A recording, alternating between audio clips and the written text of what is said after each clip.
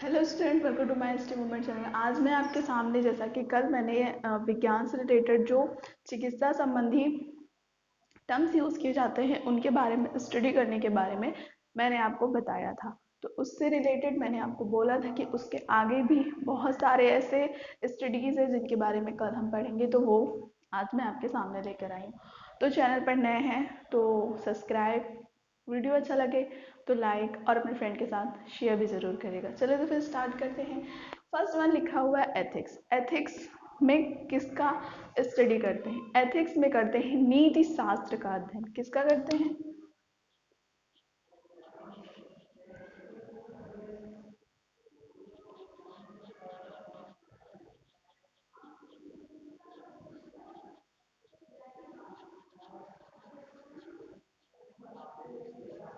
ठीक है, कंफर्म, याद रह जाएगा, कोई प्रॉब्लम इसके अंतर्गत नहीं होनी चाहिए। फिर नेक्स्ट लिखा है क्रिप्टोग्राफी। क्रिप्टोग्राफी क्रिप्टोग्राफी में किसका स्टडी करते हैं, किसकी स्टडी करते हैं? तो क्रिप्टोग्राफी, क्रिप्टो से याद रखो स्क्रिप्ट। ठीक है, स्क्रिप्ट क्या होती है? लिखी जाती है, बोली जाती है। ठीक है, स्क्रिप्ट।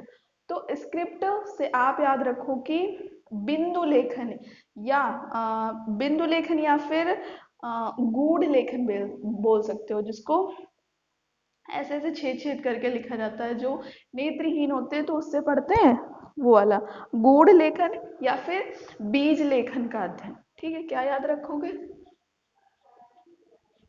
गूढ़ लेखन या बीज लेखन का अध्ययन।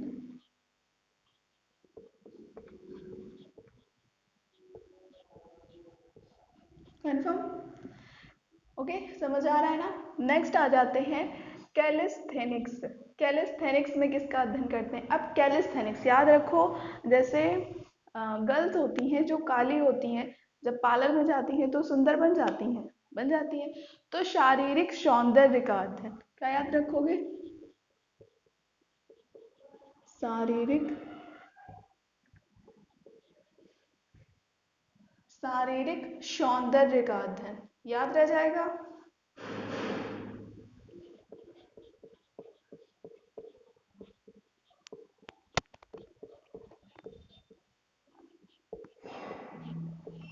ठीक है, नेक्स्ट लिखा है बायोनॉमिक्स। बायोनॉमिक्स में किसका अध्ययन करते हैं? बायोनॉमिक्स में अध्ययन करते हैं जैव इलेक्ट्रॉनिक विज्ञान का अध्ययन।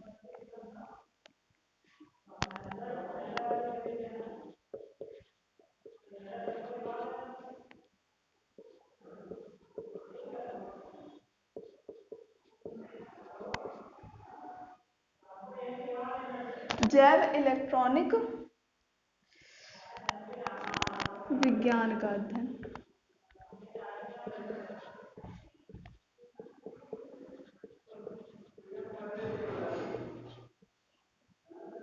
नेक्स्ट लिखा है आर्कियोलॉजी। आर्कियोलॉजी में किसका अध्ययन करते हैं? आर्कियोलॉजी में पुरातत्व संबंधी विज्ञान का अध्ययन करते हैं। किसका करते हैं? पुरातत्व संबंधी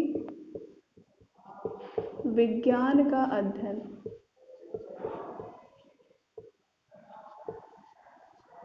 याद रह जाएगा, कोई प्रॉब्लम?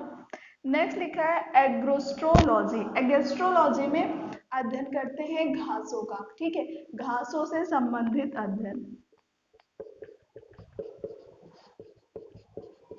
घासों से संबंधित अध्ययन। नेक्स्ट लिखा है एरोनॉटिक्स। एरोनॉटिक्स एरोनॉटिक्स आप ऐसे याद रखो, एरोनॉटिक्स में अध्ययन करते हैं वायुयान संबंधी तथ्यों का अध्ययन। वायुयान संबंधित तथ्यों का अध्ययन। ठीक है, नेक्स्ट लिखा है वायरोलॉजी। ये तो इजी है, वायरोलॉजी वायरस का अध्ययन।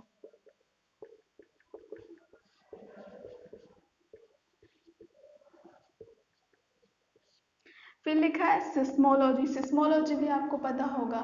ठीक है, सिस्मोग्राफी में भूकंप मापन को नापते हैं और सिस्मोलॉजी में भूकंप का अध्ययन करते हैं।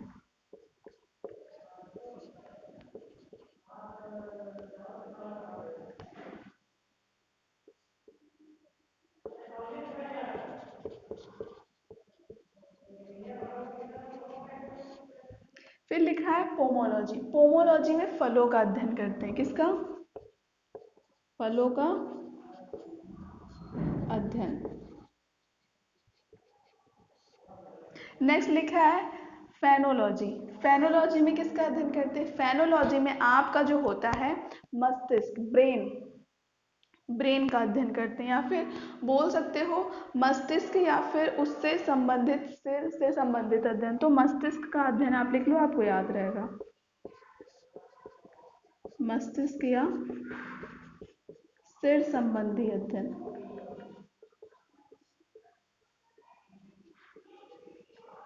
ठीक है। फिर लिखा है ओडेंटोलॉजी। ओडेंटोलॉजी में दांतों का अध्ययन करते हैं। किसका? दांतों का अध्ययन। फिर लिखा है होरोलॉजी। होरोलॉजी में समय मापन का अध्ययन करते हैं। आपका जो होरोलॉजी लिखा है इसके अंतर्गत, होरोलॉजी के अंतर्गत हम समय मापन का अध्ययन करते हैं।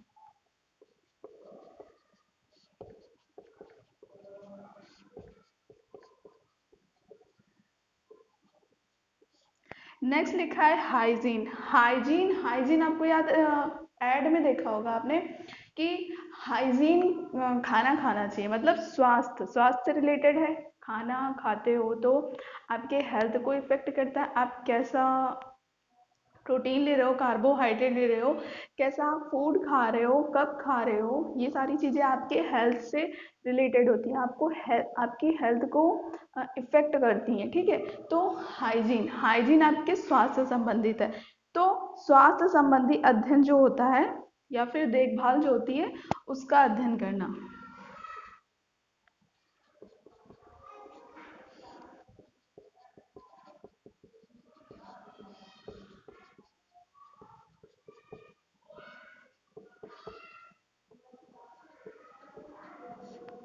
नेक्स्ट लिखा है जेरेंटोलॉजी। जेरेंटोलॉजी में आप किसका अध्ययन करोगे? जेरेंटोलॉजी होता है वृद्धावस्था के, वृद्धावस्था से रिलेटेड जो तथ्य होते हैं, मतलब जब इंसान ओल्ड हो जाता है तो उसे कैसा खाना देना चाहिए, कैसा उसका रूटीन होना चाहिए, उसको एक्सरसाइज करनी चाहिए, सुबह उठ के वॉक करना चाहिए, ज़्यादा ऑयली चीज़ें नहीं देनी चाहिए। तो वृद्धावस्था संबंधी तथ्य होगा।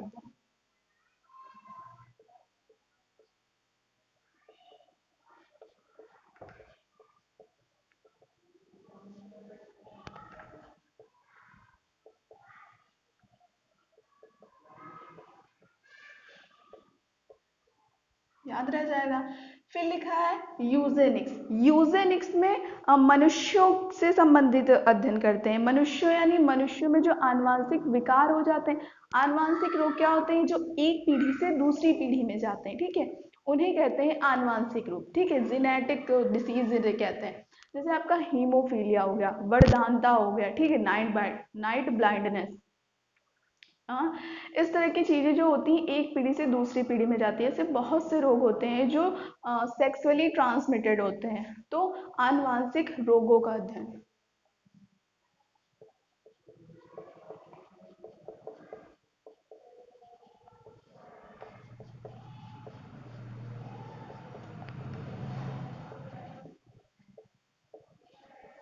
याद रह जाएगा। फिर लिखा है कीमोथेरेपी। अब कीमोथेरेपी क्या होता है? आई थिंक बहुत लोगों को पता होगा पर बहुत लोगों को नहीं भी पता होगा। तो कीमोथेरेपी सिंपल से याद रखो, जैसे आप कभी हॉस्पिटल गए हो तो वहाँ पे बोलते हैं कि इस वाले जो रूम है या फिर बोल सकते हो जो भी है, तो वहाँ पर लोगों की कीमोथेरेपी हो रही है। कीमोथेरेपी कब होती है? जैसे मैंने इसके पहले की पहले वाले क्लास में आपको कैंसर के बारे में बताया था कि कैंसर किस तरह से इफेक्ट करता है आपकी बॉडी में। जो सेल्स होती हैं वो मल्टीप्लाई होती जाती हैं अनकंट्रोल्ड। तो जब किसी का ऑपरेशन होता है, कैंसर का हो गया या फिर ऐसे दो तीन चीज़ों का ऑपरेशन होता है जिसमें स्टेज वाइज होता है, या फिर उसकी जब ऑपरेशन हो जाता है उसके बाद उस पेशेंट को कीमोथेरेपी करने के लिए बोला जाता है, करने के लिए नहीं, करवाने के लिए हॉस्पिटल में होता है। ओके ना। तो होता क्या है उसमें, कीमोथेरेपी में ये होता है कि जो आपकी अनकंट्रोल्ड सेल थी, अगर ऑपरेशन करने के बाद भी वो कुछ बच गई हैं, तो उसके माध्यम से उसको डिस्ट्रॉय कर दिया जाए। ठीक है। कीमोथेरेपी में बहुत ही पेनफुल होता है भाई, ये बहुत ही ज़्यादा पेनफुल होता है कीमोथेरेपी। तो उन पेशेंट को सजेस्ट किया जाता है कीमोथेरेपी करवाने के लिए, ताकि उनकी जो सेल्स खराब हैं वो उनकी बॉडी में बचे नहीं, उस थेरेपी के अकॉर्डिंग वो डिस्ट्रॉय हो जाए, फिर उनकी बॉडी से हट जाए। ठीक है। It's a chemotherapy. तो इसमें क्या करते हैं, रासायनिक यौगिकों के उपचार का अध्ययन, रासायनिक ही तो है, मशीन के ही माध्यम से तो की जा रही, तो रासायनिक यौगिकों के उपचार का अध्ययन।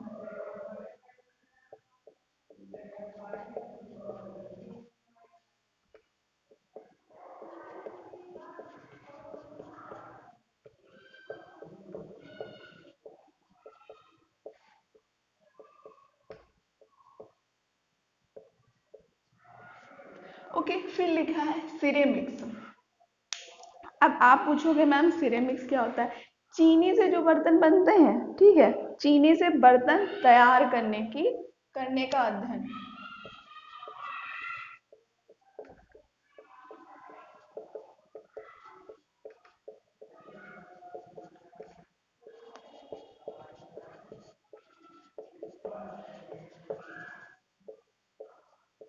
आप अपनी नोटबुक में ज़रूर लिखिएगा, बहुत इंपॉर्टेंट है, बहुत सारे नए टर्म्स आए जो मैं आपके सामने लेकर आई हूँ।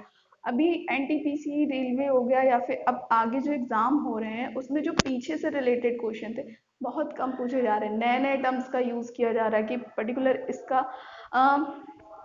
स्टडी क्या कहलाता है, या इसके अंतर्गत किसकी स्टडी करते हैं। तो इसमें बहुत सारे न्यू वर्ड्स हैं, आप इन्हें ज़रूर अच्छे से पढ़िएगा, अच्छे से याद रखिएगा अपने माइंड में। फिर लिखा है नेक्स्ट बायनोमिक्स। बायनोमिक्स किस में है, मनुष्यों से संबंधित है, मनुष्य या प्राणियों से, तंत्रिका संरचना का अध्ययन।